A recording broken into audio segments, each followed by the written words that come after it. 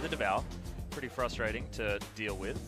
Looking for a blind pick top laner with one of these picks, and Jarvan has really jumped to be a highly contested top lane tank, and because Jarvan wasn't selected at Duel's pick, it also does really well against Gragas because during his ultimate animation, he cannot actually be interrupted. So we see the Jarvan being locked in. Rakan without Xayah would be a big risk. Snowflower already won an MVP on Rakan. Do they feel like they can run it without all the inherent buffs you get in lane? I don't think so. Oh no, they're going to switch it up though as Talia is going to be picked, and that Karma is going to be moving towards the bottom side of the map. They're trying to get a better matchup in mid, who have the early push advantage against Orianna, but obviously later into the laning phase, you don't get the same sort of advantage, so going to be a lot of pressure on Kuzan to make things work, and his Weaver's walls have been very good while we've seen it. Looking back to Ever8, need a top laner. Taking Fiora into Jarvan is a risk, and also Helper has not necessarily been someone they've piled resources into, but they will lock in the Fiora, and surprisingly, they're actually going to focus on Helper as their person to play around, because compared to the top lane tanks who are kind of expecting, you need a lot more resources put into the Fiora to get the same impact. Yeah, and he's played Shen 3 times, the Gragas once, and then one Rumble game, which did look very good. 3-0 to, I believe. But he's always been a Rumble player. He has. Fiora is very different. Oh, yeah. The Hoonies of the world, the Smebs of the world, absolutely. And Fiora is strong in this meta, but you don't just jump onto Fiora. You need to have quite a lot of mastery, and you need your team to put resource into him. They're already building around Scepted. Will this be pressure off of Scepted and a lot of extra camp in the top lane, or will this be something different? It's a risky choice and a surprising one, given Ever8's 5 games we've seen so far on the LCK stage. Yeah, and also given Jin's ability to camp the top side of the map extraordinarily efficiently as well. Likes sending a camp up top lane. Linderung, of course, famously felt the brunt of it. That was with Ixu, first game of So1, but he's carry-minded already, so the top lane could have a lot of fireworks. Yeah, well, we'll see whether it works out. Kuzan with that last-minute flex over to the Talia instead of the potential Karma in the mid lane is exciting. But it is just going to be Control Mage versus Control Mage. A lot of wave clear to happen in that mid lane. Now Caitlyn Karma, the oppressive pushing lane against the Ashe Kench. Could be difficult for Ever8 winners in the early game. It'll be a fun one to track. They went for a pushing lane instead of just the safe Karma mid. See how the top lane pans out because of it. Yeah, still a lot of question marks for both of these teams. We'll see who can come out ahead in game number 1 as we hit the Rift.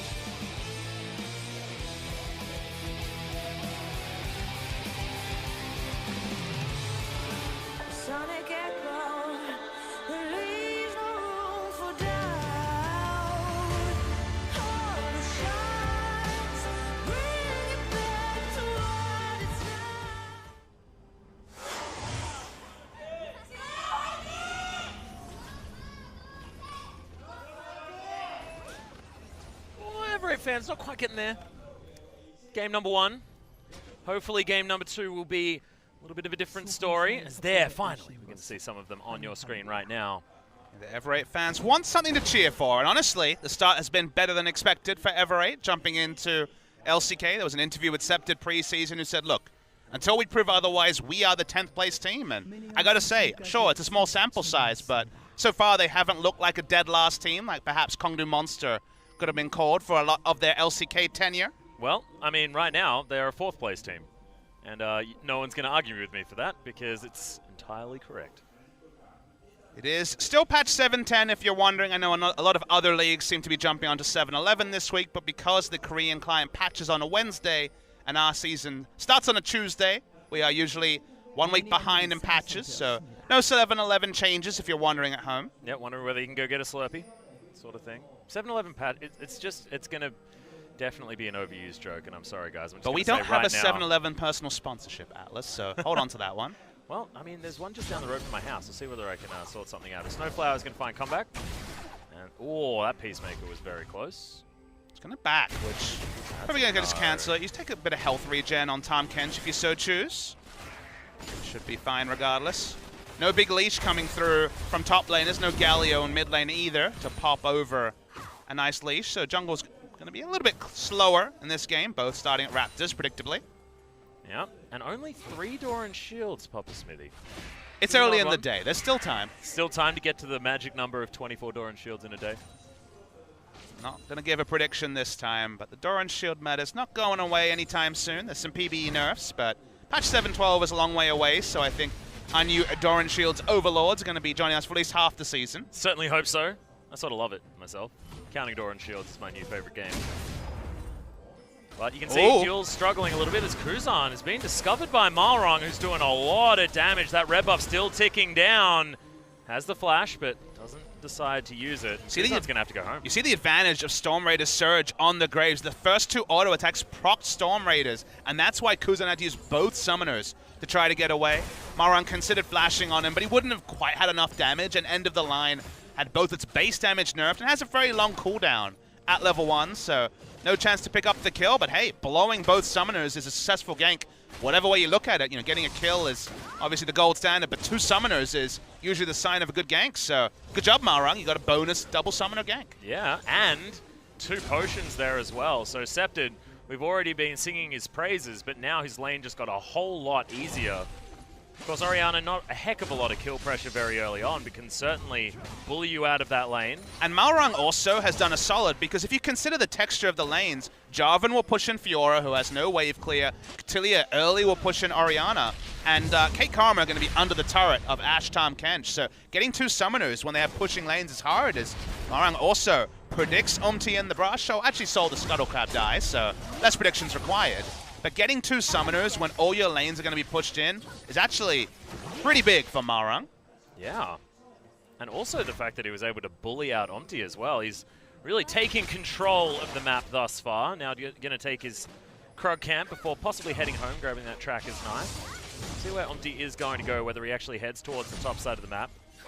Just going to Scryer's Bloom his way through the jungle, get rid of this ward in the river. The playstyle here for Umti is to actually be the battle ward that we used to call Peanut very affectionately when he was on the Rocks Tigers. When you have 3 pushing lanes, it unlocks you as a jungler to steal away enemy camps and even try to kill the enemy jungler, because your laners will always react first, because Ever8 will lose CS in every lane because they're being pushed in. So a lot of options here for Umti. If he just passively farms, he's kind of losing out on the efficiency of choosing 3 pushing lanes, because 3 pushing lanes is literally the gold standard of any draft in League of Legends right now. Yeah, at the moment, it's certainly 2 pushing lanes, but Kuzan falling behind a little bit.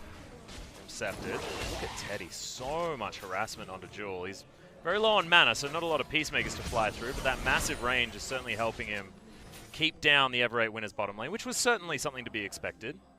Ward has got a lot of value from, I believe it was Malrong earlier, spotting that Umti is on the bot side jungle twice now.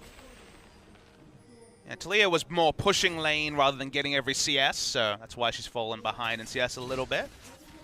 Right now pushing in away, probably about 4 behind overall, if you consider the fact that the wave will be picked up by Orianna. Yeah, so far Jin Air really focusing on pushing lanes and thus putting down things like control wards. Every time Malrong tries to push up and act in the river, he's never going to have first reaction from his laners. And it's just risky times for Ever8, as Jin Air can do whatever they want, but that only matters if they complete everything. Hey, if you push all your lanes in, don't contest the enemy jungle, and it just ends up being trading a farm, then you're not getting value out of your draft. Well, now you can see Malrong is hanging out towards this bottom side. This pink ward's going to spot him, so everyone on Jin Air well and truly aware of what Malrong's doing, at least until this ward is taken down. He's on 6. Thought about roaming to top with the Weaver's Wall. Helper, of course, with that lunge and the flash still available, will be absolutely okay. Got a teleport being held onto here by Sowan, though, as he's still ahead by 10 CS. That Tiamat already in his back pocket. Not sure if Snowflower spotted Malrong with the first bit of vision as he put down a ward, but regardless, Malrong's on a walk. Easily clearing out this wave now. So only 9 CS behind after all that brutalization early on, and his flash will be up very, very soon. As Ever8 winners seem to have found themselves some normalcy, but Jules still going down extraordinarily low. God, comeback. You have to be careful, buddy. That Peacemaker, not making a lot of peace. That's like a War Maker right there. Definitely seems to be. Malrong staying bottom side just to clear waves, given that Duel and Comeback both have to back. Let's see how Alpha deals here. Umti's here this time. Surprise, surprise, Umti's ganking the top lane. What was that sound, Fiora? Excuse me? Umti's actually going to find Helper. Uses his W, ripostes down. Not enough damage. Yeah, down to half health though means that Sowan's going to have an easier time, and Helper without the teleport doesn't really want to stay up there. But remember what I talked about in the draft. When you have the Caitlyn Karma bot lane, your real goal is to take bot lane turrets. So forcing Ashe and Tahm Kench out of lane, getting auto attacks in the bot lane turret, teleporting down with the Jarvan CC, and then sending Kate Karma mid is the early game plan when you have these pushing lanes and you elected for something like the Jarvan top lane rather than the Fiora kind of top lane. So far, things have gone to plan for Jin Air, but their big objective is not necessarily to gank top, but to really find a way to knock down this bot lane turret. Caitlyn's certainly helping out at the moment. Snowflake, you can see, on a bit of a merry walk in the river, will find himself come back. Have vision here, Marang. There's a flag and drag. Oh, Cataclysm, good flash. As Marang gets himself out, but does still have to use that summoner. Sort of thing you can do when you have these pushing lanes. We've said pushing lanes so many times, but they really are the source of all the advantages for Jin Air in the early game. There's no opportunity cost because of those pushing lanes for making these plays. But again, it's all about what they can make happen at the timers they've chosen for, because in the late game, Fiora's split push is going to be largely unanswerable. Great team fight comp from the rest of Ever8 winners. There's no inevitability about it, but there's a lot of power for Ever8 that's been invested in with their relatively weak early lane phase. Yeah. Well, at the moment, they have actually evened out the gold. There was about a 400 gold lead for Jin Air. Now it's creeping back up, but was evened out, at least for a moment. He's looking to try and change that with the gang towards the bottom side. Hasn't been spotted just yet. Things are coming through. You can see already, still not seen. That route was so close, but the Q lands. Umti, he's going to get the kick. Oh, it's on the wrong character, unfortunately, but there's the Weaver's Wall, and that's going to be comeback falling down, most likely. Good heal from Jewel, but still, first blood goes to Teddy, and Umti takes a wild ride with the resonating strike and picks up the second one. This will be the turret as well. Big snowball for Jin Air. Yeah, Jin Air gets everything they wanted, and Umti had that really difficult question to answer, Atlas. Who do you kick back in when there's a Tahm Kench? If they went for the kick on the Ashe, Tahm Kench would have had the Devour, but in the end, Devour came in, kicked back the Tahm Kench, and I think it was the correct decision, not even being results-orientated, because otherwise Devour would have answered. So Umti on point with his decision-making on the Lee Sin. The bot turret, what they were looking for with a draft like this is answered. They can send Caitlyn mid lane whenever they want, probably when she gets access to something like the Berserker's Greaves, or when Talia is feeling comfortable about her one-item power spike. And the game plan has hit its speaks, and has hit its exact stride in the first 10 minutes for Jin Air. Yep, looking very good. I love the build from Teddy as well, opting in for the Zeal for the extra attack speed and then just flat AD to tear apart these structures as quickly as possible. Used to see this one a lot in sort of that fast pushing meta from about a year ago, I believe.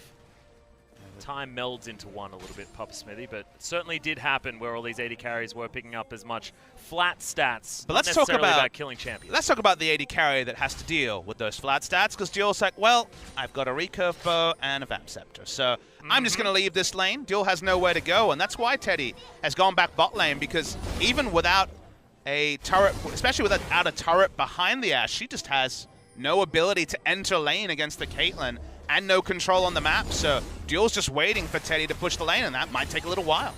Yeah, possibly looking for a cheeky snipe arrow here in the mid lane as he's moving up the river. No vision available from Jin Air, so it could be an opportunity. Still waiting in the wings. There's the grand challenge from Helper. Yeah, does grab a couple of these orbs. So on, just happily walking this one out. Has a lead. Experience, as Umti's going to take a lot of damage. Helper still attacking, because that weak spot is in the wrong place for Helper, unfortunately. A lot of mind games going on in the top lane. Every time So1 uses Q offensively, Fiora feels like she can all in because he doesn't have the EQ to get away. Oh my god, this is disgusting. The CS lead from Teddy is there's the shockwave. Lots of damage as Kuzan going to be taken down. Scepter grabs the first kill for Ever8. There's the second as he grabs the double. Jin Air have to get the heck out, and this is exactly what we're talking about. Teddy, gigantic lead on the bottom side of the map, grabs first blood, but then Sceptered answers back. The two carries for both of these teams. Yeah, it's a bit of a mistake from Jin Air to leave themselves exposed when they were basically denying Ashe in the bot lane. Ashe had to go mid. Speaking of going mid, Jarvan considering his options. Do they actually feel strong enough to engage here because Teddy doesn't have completed items yet? But coming back to it, if they were going to freeze in bot lane, you cannot overextend in mid lane. Ashe left lane, roamed to try to make something happen, and making something happen is what she did. That was more on Jin Air overextending when it felt like they could win everywhere else on the map if they were a bit more respectful in mid. Yeah. But Scepted now has his opportunity to start carrying this one out. As an Orianna, it's not necessarily one item that you're going to start doing that, but he's going to accelerate himself. See whether he goes for that Luden's Echo build just to try and get as much power as quickly as possible. Whether he goes for something else. I personally like Lianji's Torment, but I guess I've been infected by Crown and his ability to build items. I think Luden's is kind of an old school build. It feels like Lianji's has replaced it. Similar gold cost. The Haunting guys feels really good to build for the extra magic pen early. Jin Air continuing to dot the I's and cross the T's of at least the macro objectives that the coach would have spoken about, which is things like, hey, get that bot turret, get the Rift Herald, send Caitlyn mid lane. Those things are happening, but the micro in-game calling, like for example, not overextending, is one area they clearly will work on. Oh yeah. 60 CS is the lead that Teddy has on the bottom side of the map. And maybe he's just going to go top lane, and Fiora has a Tiamat, no other wave clear, so it's getting those turrets down early. Feels like a tutorial victory, but when you have this big a lead on AD carry, it's definitely an option you can take. 60 CS over Duel, who is just looking for his minion wave. Yeah, he's trying to find any sort of minion wave. At the moment, he's in the river, so not quite aware that minions don't walk that way unless something goes very, very wrong or there's a realm walk. Well, I mean, he has no defensive vision on his side. He has no support on his side. He gets minion waves when Teddy decides he can. Kuzan almost. Oh, there it is, the solo kill from Scepted. Just waits for that command attack. The Protect was there as well, and it just looks too easy. I mean, the swagger he pulls this off, knowing the damage calculation. We saw him flashing aggressively for auto attacks in the 1v2 when we saw Ever8 play previously, and continuing that great play as they're going to take a mid lane turret against the flow of the game, as Scepted is kind of being a one-man army trying to keep Ever8 in the game with these losing lanes and with the early pressure being on Jin Air's side. Yeah, two top laners now being zoned away from these turrets, but Jin Air are going to be able to extend that turret lead to 2-1 with this top lane outer falling. Can Ever8 winners actually get anything done, though? Because Marong trying to steal away this red buff, can't do it. Someone's just going to come through and stab it with his big stick that he's got, and I guess that sort of makes sense. I don't know, giant spear versus shotgun. What really wins that battle is in goes the Rift Herald. We'll see what it's going to be able to do for itself. Comeback, turns up.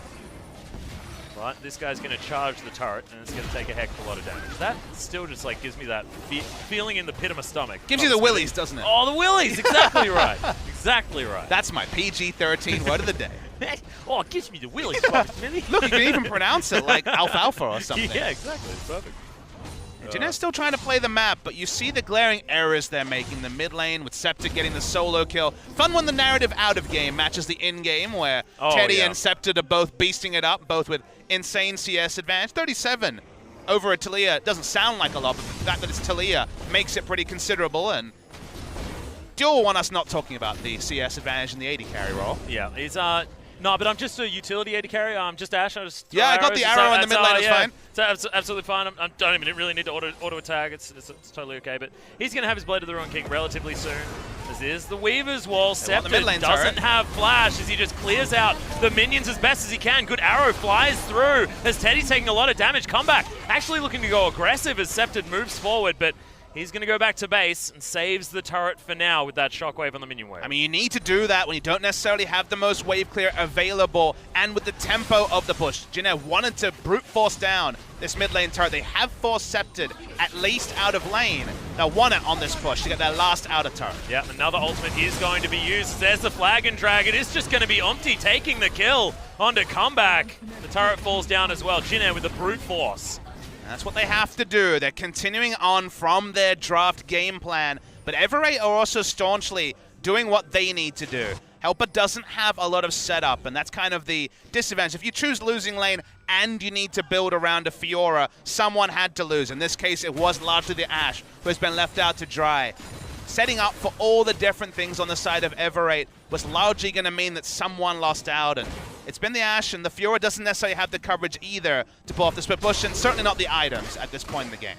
Well, now Helper actually does throw down the Grand Challenge, looking for this tower dive. Not going to happen. Yeah, but still has a lot of health regen, so may as well hang out under the turret, make use of that ultimate. Does pressure So1 out of there, who didn't have any mana anyway. Goes back, finishes off that Black Cleaver. Still has a decent CS advantage of about 25. Scepted's going to turn up towards the top side, and he is going the Luden's Echo build. Try and get that early power as quickly as he can. He's doing his best Crown impression and saying, well, I don't know what's going on in the rest of the map, but I'm going to solo farm in top lane. Hopefully we lose the minimum. Absolutely. It's probably partly impacted by the fact that it was a Cloud Drake as the first spawn. No one's taken a Drake in the first 17 minutes of the game, so he feels like he's not going to lose a lot on the other side of the map, just parking himself top, just like Crown did so many times, and even Pawn on the Victor, looking for 3 items before the game really sets off. And sure, a Cloud Drake is given up, but that's still, you know, 5 minutes for Scepted to be top lane picking up farm before he needs to think about recalling and coming in and combating Vision if the next Drake is of higher quality, because I know you and I have casted a lot of Cloud and Ocean days. Yeah, it was certainly a cloudy week last week. It's a cloudy day today, both on the Rift and in Seoul. It's kind of ironic, because last week was super sunny almost every single day. But no Infernals. Yep, no Infernals, until the very last match, I believe it was, Saturday night. So watch the last one if you really like Infernal Drakes and Mountain Drakes. So everyone then? Yeah, it's hot fire here at LCK. Don't worry about it, Pop Smith. You don't even need the right dragons. Game plan of Ever8 losing the minimum continues. 3,000 gold-ish down is fine. But so far it feels like Fiora has been banned based on reputation rather than actual performance in-game, as Helper's all alone. Yeah, he's going to try and lunge his way out of here. The riposte goes down, but he's still going to die. Umpty picks up that kill. Collateral damage doesn't do a lot, but oh my god! That's an explosion of damage onto Snowflower, who does get ripped apart. There's the shockwave as so on. The double kill comes in with Scepted turning up as he does. 5-0-0 now, the completed 2-item power spot. I don't know if anyone's had a better 6 games in the LCK than Scepted. Already 5-0-0 on his Orianna game. 2,000 gold or 1,600 gold ahead of the Talia, but he's in the right spot. That's the part I think we should talk about. His mechanics already have been on point, but he's in the right spot, ghosting in early, and what looked like it was going to be very one-sided. Jinner getting one pick and getting out. Scepter decides, nope, that's not the way it's going to be, and picks up 2 kills for his trouble. Yeah, I like going for that shockwave as well, just making sure that will definitely get either flashes or anything else, and just solidifies that kill onto So1, makes sure that they are not going to be losing that fight. But 100% of the kills now going over to Scepted. Still Jinner with that gold lead of just over 2,000. Despite kill lead going in favor of Ever8, all of those kills being on their massive carry in the mid lane, still not quite winning. And this CS lead by Teddy is grotesque, to say the least. Yeah, Flame Horizon on AD carry is so uncommon, because usually the AD carry is donated a lot of farm. You know, the stat for Teddy is that post 15 minutes he picks up 34% of all creep score, which lets you know that, hey, there's 3 minion waves and also monsters, and he's picking up 34% of all creeps. That's more than an entire minion wave being given to Teddy, who roams around picking up as much CS as possible. The thing to take away from that is that Duel certainly doesn't get the CS. It's usually Scepted, and when you have a Fiora, Fiora also needs to pick up a lot of gold. Means that it's a very anemic Ashe, who, if she misses her Ashe arrow, really doesn't accomplish very much. Yep, the usefulness of Duel just fell to about 0, as there's the Weaver's Wall, but it's not going to cut anyone off. Wombo time. Yeah, it's just a little bit of a corridor that they're going to have to walk through. Helper says, well, I've got teleport, I can help you guys out if you want, but it looks like this turret will go to Ever8 winners, and they're going to claw back a little bit of that advantage that Jinner have accrued for themselves. It's a really hard match to evaluate, because if you have a 5-0 Orianna usually, you're like, all right, all she needs is a tank ball carrier and she can make things happen. Remember, it's a Fiora Graves comp. She doesn't really have a ball carrier, so Orianna's effectiveness in the 5v5 is a bit lower than you might expect. Maybe Tom Kench can do his best ball carrier impression, but he usually dies too fast. And the reason why I point that out is that it feels like setting up for Helper is just as important as getting items on the Orianna, because the Fiora will have this inevitable pushing advantage when Black Cleaver is completed, and even now is doing pretty damn well against So1, who's just trying to wave clear in front of the face of the Fiora, and there's the grand challenge, actually. Yeah, well, Kuzan's going to turn up, so Helper maybe feeling a little bit like that was a mistake, as there's the riposte, so not going to get knocked up. Looking for the damage onto Kuzan, but he's just going to be taken down. Helper can't quite do it, and can Ever8 capitalize? somewhere else on the map, and Teddy says, look, no.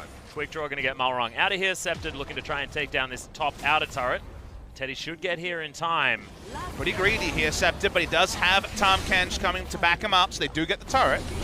Oh, it's a bit sad, Papa Smithy. Jewel is there. I mean, I know he doesn't have very much farm, but we should still mention that he exists. That's fair. I don't know if he really needs to be singled out. I don't know whether it is fair, Papa Smith. I think it's pretty close to him being almost irrelevant. That is getting so close to that flame horizon that you were talking about. The rapid fire cannon done for Teddy.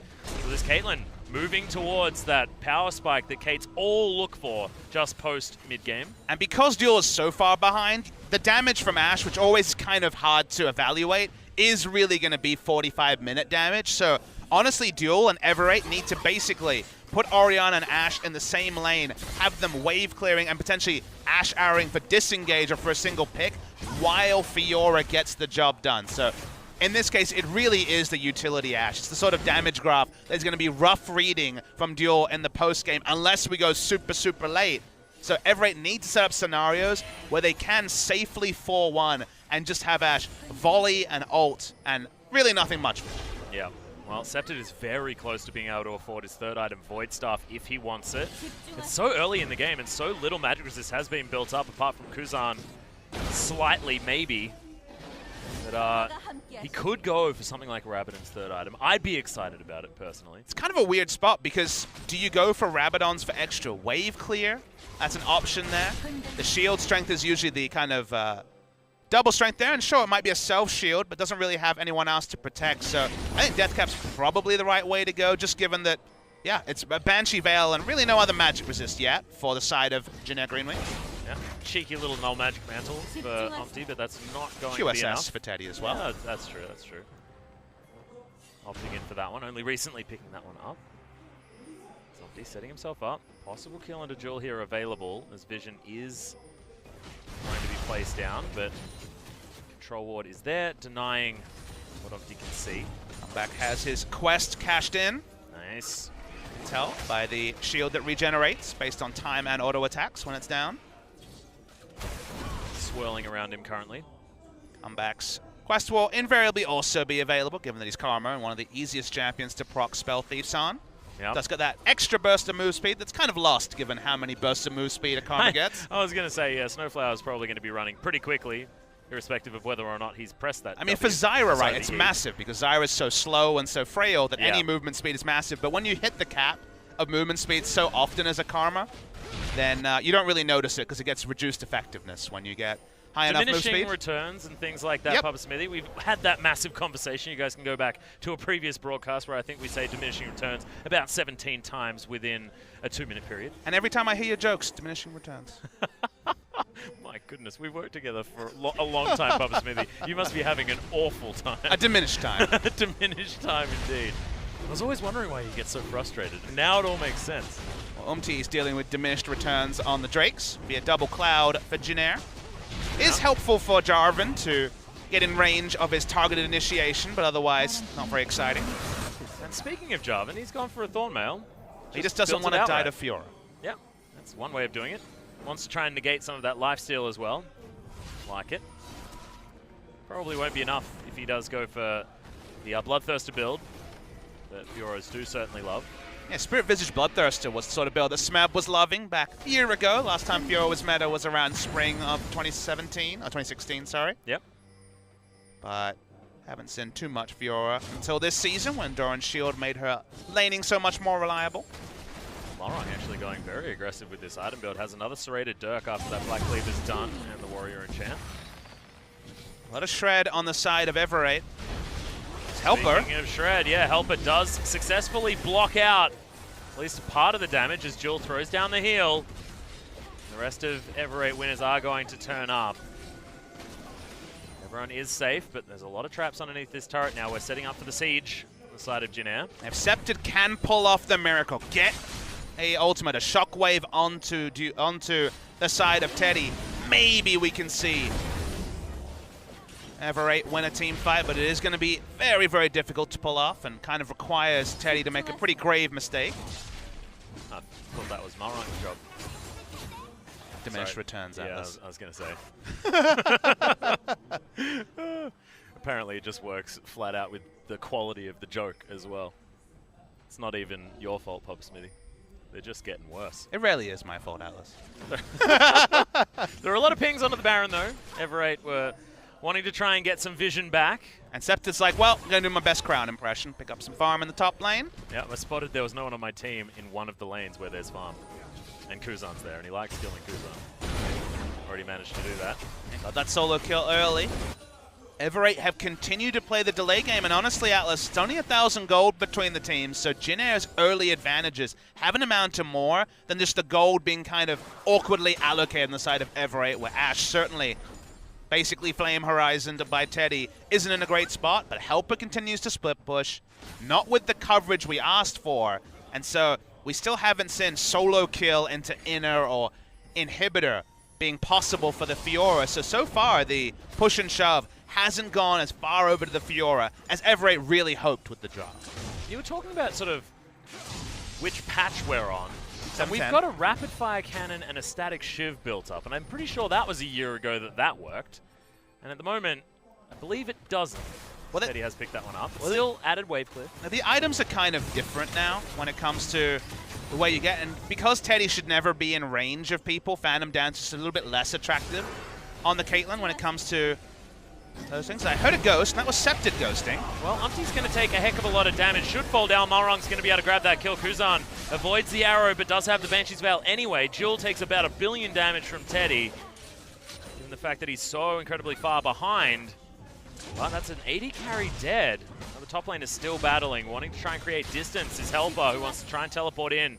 If Ever8 winners are going to go for anything, this inner turret could be the next option. It was a big mistake from Umpty. Just thought he was clearing vision and took the Baron aggro and died to the engage from Ever8. So that will slow down things from the side of Jin Air.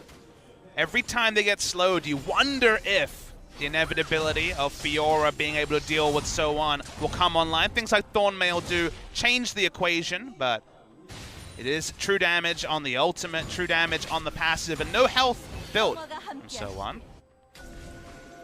Helper still not with a heck of a lot of much. Those first 2 items completed, but otherwise it's just a chain vest. That's about the most Australian thing you've said in a while. A heck of a lot of much. Yeah, that's true. Apologize, Pop Smithy. It's a BF sword though. See whether it's going to turn into a Guardian Angel, which I certainly love on Fiora these days. Of course, it's only a cloth armor though, so that chain vest feels a little bit confusing. That's true. Maybe he just built it wanting early power or remembering old Guardian Angel. Pretty sure Thornmail does magic damage though. That's going to be a lot of what he's going to be suffering against, so on. I mean, it is a lot of immediate power, and you can just do some sellbacks and deal with it later, but I do take your point that Guardian Angel is a pretty inevitable pickup for the likes of both Fiora and Jarvan, so it's strange not to see the cloth armor.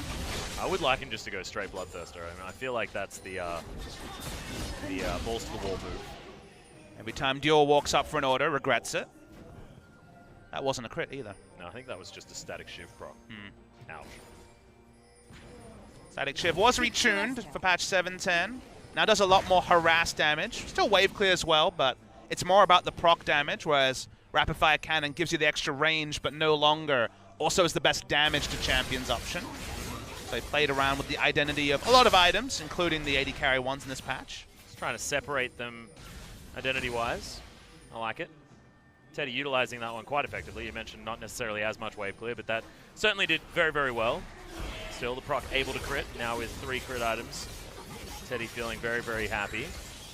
Caitlyn well and truly online, wanting to build towards that Mercurial Scimitar by the looks of things for item number 4. Flame Horizon online as well, Atlas. So Teddy, oh, yeah. All the eggs in the Teddy basket, all the eggs in the Septid basket. I really hope we do see a true 5v5, even if Ever8 haven't really drafted for it, because it just fits the storyline so well, and just the Jin Air and Ever8 playstyles that we've seen so far in summer. And given the strength of both of these carries as well in this game, it is going to be won or lost on their back, and currently we're within 100 gold touching distance for both teams. 32 minutes. It feels like a Jin Air game, Papa Smithy, as this one's going relatively slowly, but I'm still feeling on the edge of my seat. It's not often that you talk about a Jin Air game where you're feeling on the edge of your sleep. Is Ever8 win the edge of your sleep? That was Freudian.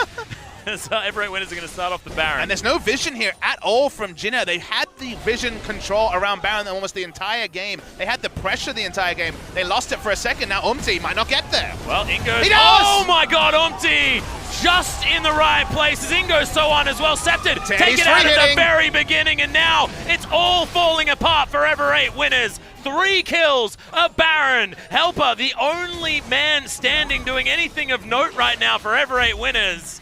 And 3,000 gold the lead, and only more to come for Jin Air. And Ever8 thought they lulled Jin Air into a false sense of security. They had no intention of drawing Helper. They were doing the same game plan, but Jin Air realized, wait, a lot of people are off the map and we've lost our vision around Baron for one of the first times in the game. The punishment with the steal from is massive, and they will lose at minimum inhibitor after the first spurt of action in about 30 minutes. And Teddy is so strong. They might even try and keep pushing forward. 12 seconds to go on Scepted and Malrong. As Jewel, he's up. So1 did a really good job of protecting one of his vital spots, and thus didn't actually get the healing field, but I don't think he can walk up. That was a bit silly. Yeah, it does at least have himself the shield. No mana. Oh, this is cute. Redemption comes down. So1 now with the life lead. The knock-up was very close to not being there, and Teddy just pops in and says, I'll take that. Cheers. Cheers for starting it off. Good leash on the top laner. So we see the replay, the first time they'd lost vision around, and I didn't even think he could get there, but because they DPS down the Baron with the ultimate, it was in ripe spot for a smite steal. Flash smite, about as alpha as can be from and the cleanup from there. Teddy is effectively a Nexus laser as he walks around. A fountain laser, I should say. He is incredibly powerful, insanely ahead of his opposition, and all the damage was done by the Baron. It was low health members, and the cleanup for the Caitlyn was just too easy. It was. It most certainly was. Goes back, finishes off Mercurial's Scimitar, gets himself the last Whisper as well.